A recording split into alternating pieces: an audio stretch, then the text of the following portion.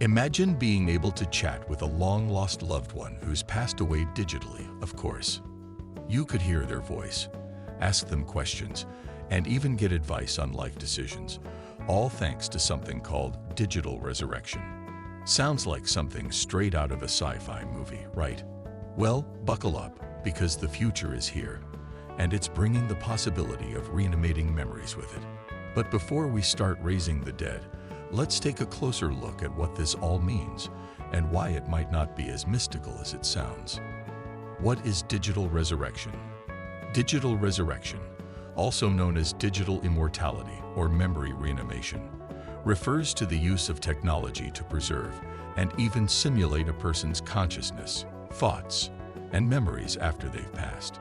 The basic premise is to digitally replicate someone's personality, memories, and even mannerisms through AI, machine learning, and vast data sets. You could call it the Facebook ghost, but a lot more sophisticated. Imagine using AI to preserve a person's voice, personality traits, and memories, so they can live on forever. Digital resurrection would involve analyzing everything from social media posts, photos, and videos, to emails and text messages, with the goal of reconstructing a digital replica of a person's behavior and cognitive patterns. It's like building a virtual version of someone. And while it sounds like science fiction, it's closer than we think. But as Ghostbusters might say, who you gonna call? Ethical dilemmas. The technology behind digital resurrection. At the heart of digital resurrection is cutting-edge AI technology.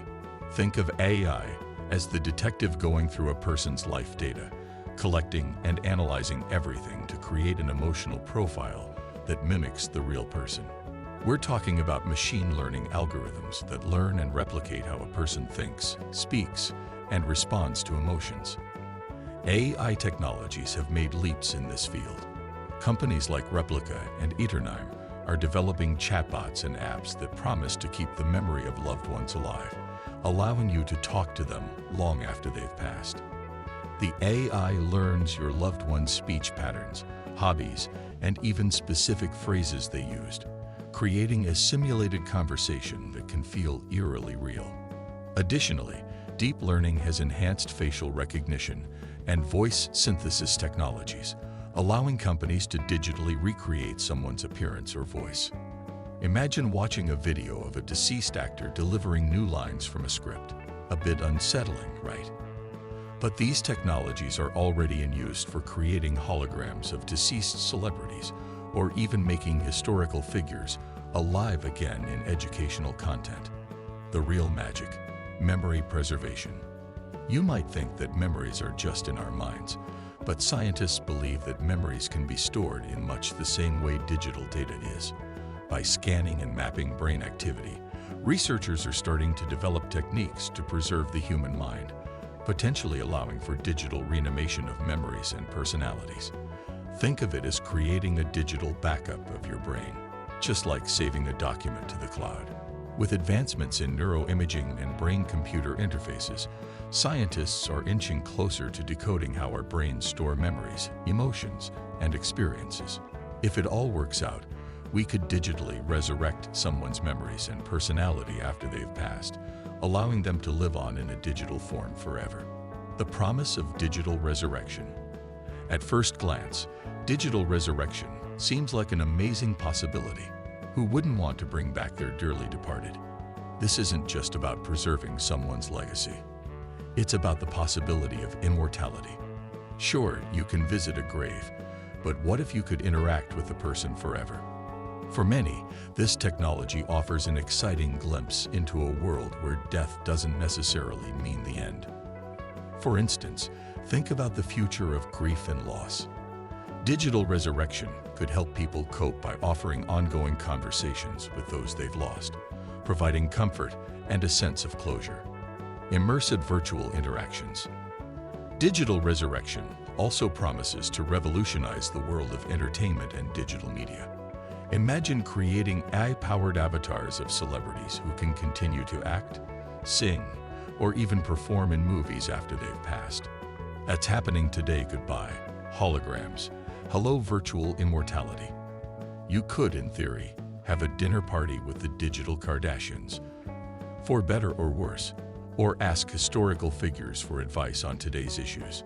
For those with a passion for the past, reanimating the memories of long-dead thinkers or artists could breathe new life into their works. Imagine interviewing Leonardo da Vinci about his Mona Lisa or chatting with Shakespeare about the themes in Hamlet. Now that would make for an interesting Zoom call. Who owns your memory? But here's the catch. The technology behind digital resurrection raises some serious ethical questions. First off, who owns your memories and digital data? Should companies be allowed to access and store the intimate details of your life? What if your data is sold or used without your consent, and poof, your digital clone is sold to the highest bidder? The question of privacy and consent is hotter than ever.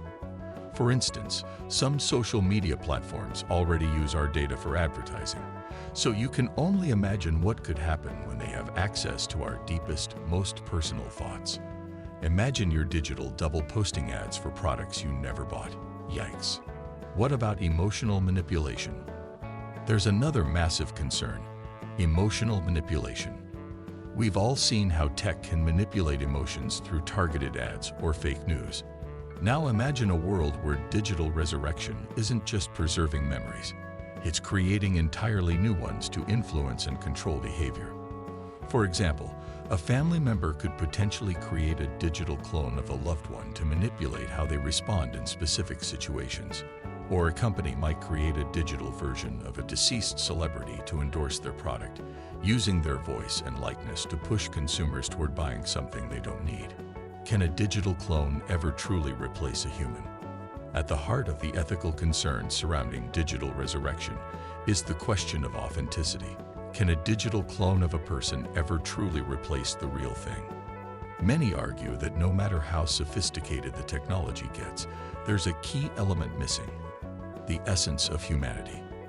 A digital avatar can replicate someone's voice and mannerisms, but can it replicate the essence of what made them them?